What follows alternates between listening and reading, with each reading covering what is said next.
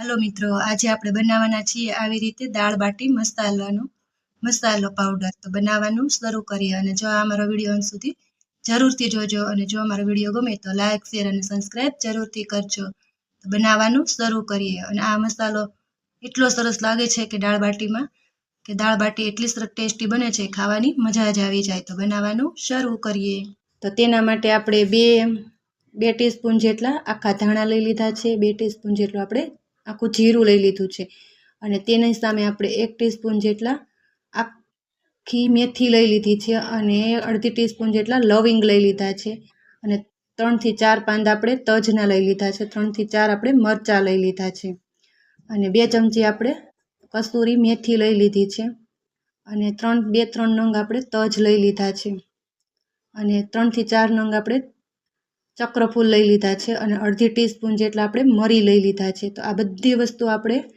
લઈ લીધી છે અને હવે આપણે તેને ધીમા તાપે શેકી લઈશું અને જો આ અમારો વિડિયો તમને ગમે તો અંત સુધી એકવાર જરૂરથી જોજો અને પછી કોમેન્ટમાં બતાવજો એકવાર તમે દાળ બાટી બનાવી અને આ મસાલો યુઝ કરી તેમાં દાળ બાટી બનાવીને પછી અમને કોમેન્ટમાં જરૂરથી બતાવજો કે તમને આ દાળ બાટી કેવી લાગી અને કેટલી ટેસ્ટી લાગી અને કેટલી સ્વાદિષ્ટ લાગી તો આપણે આ મસાલો બનાવવાનું હવે શરૂ કરીએ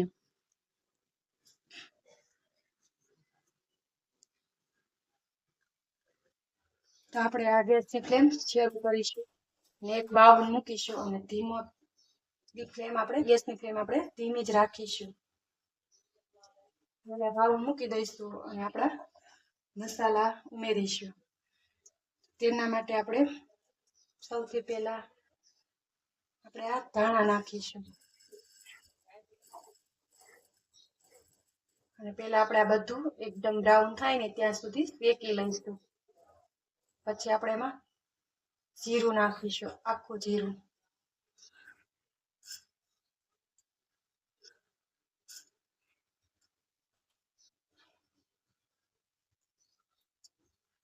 પછી આપણે આ મેથી નાખી દઈશું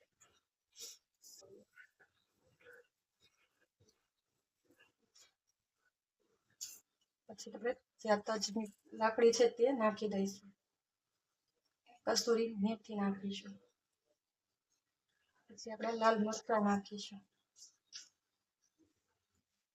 પછી આપણે ચક્રફૂલ નાખીશું પછી લવિંગ નાખીશું પછી આપણે મરી નાખીશું જે આપણે તીખા કહીએ છીએ ને તે પછી આપણે 2 થી 3 નંગ જે એલચી લીધી છે તે પણ નાખી દઈશું અને તીખા પણ નાખી દઈશું હવે આપણે તમાલપત્ર નાખીશું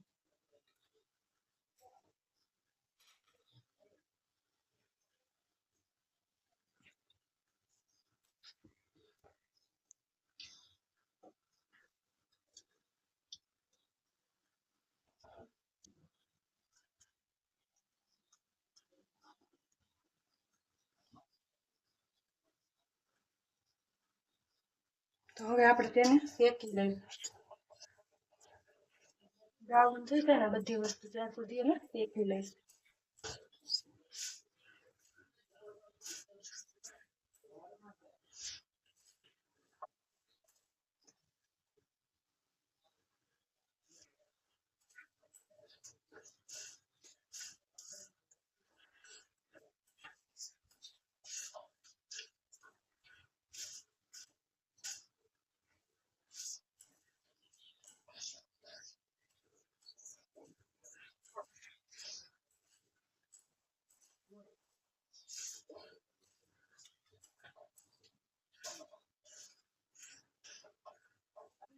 તો 5 મિનિટ થઈ ગઈ છે 5 મિનિટ સુધી તેને શેકી લેવાનું ધીમા તાપે હવે આપણે ગેસને બંધ કરી દઈશું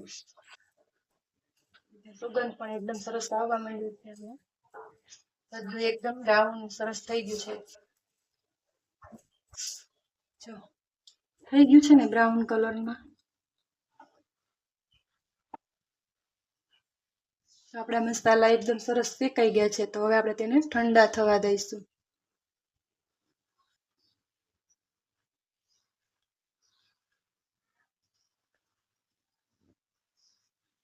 મિક્સર લઈ લીધું છે આપણે જાર લઈ લીધું છે જે નાની સાઈઝનું આવે છે ને તે.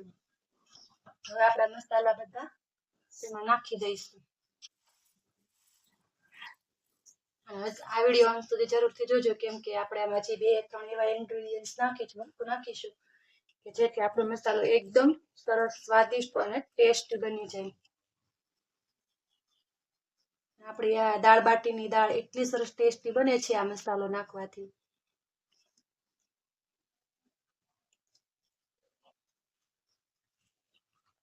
કે દાળ બાટી ખાવાની મજા જ આવી જાય છે. ક્યારે પણ નહીં જોયો હોય એવો આપણે આ દાળ બાટીનો મસાલો બને છે. હવે આપણે તેને પીસી લઈશું જ્યાં સુધી ઝીણું એકદમ બારીક પીસાઈ જાય ને ત્યાં સુધી.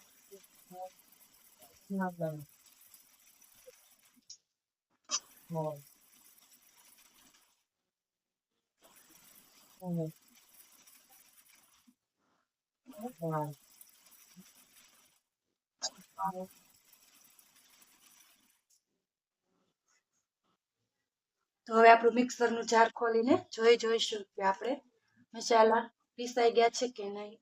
તો આવી રીતનું દરદરું થઈ જાય ને એટલે આપણે તેમાં 2 થી 3 ઇન્ગ્રેડિયન્ટ જે નાખવાના છે ને તે પણ આપણે નાખી દઈશું. તો આપણે તેમાં 1 ટીસ્પૂન જેટલી હળદર પાવડર નાખીશું.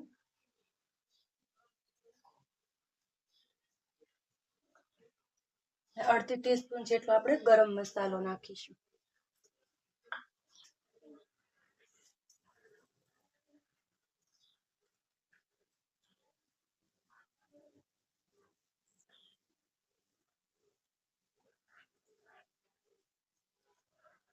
અને 1 ટીસ્પૂન આપણે એમાં સૂંઠ પાવડર નાખીશું.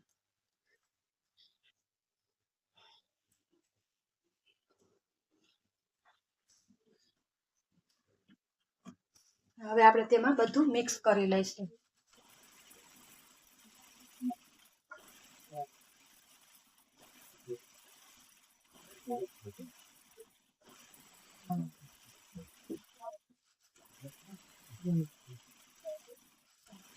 હવે આપણે જોઈ લઈશું મસાલા એકદમ મિક્સ થઈ ગયા છે. તો આપણા મસાલા એકદમ સરસ બધું જ મિક્સ થઈ ગયું છે. એની સુગંધ પણ એકદમ સરસ આવી રહી છે.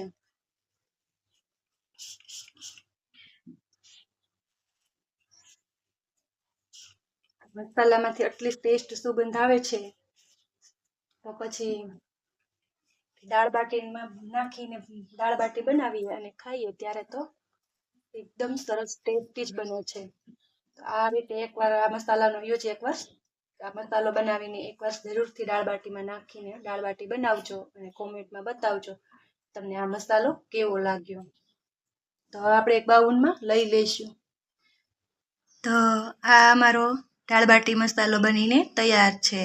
જો આ મસાલો આ વિડીયો તમને સારો લાગ્યો હોય તો અમારી ચેનલને લાઇક, શેર અને સબસ્ક્રાઈબ જરૂરથી કરજો.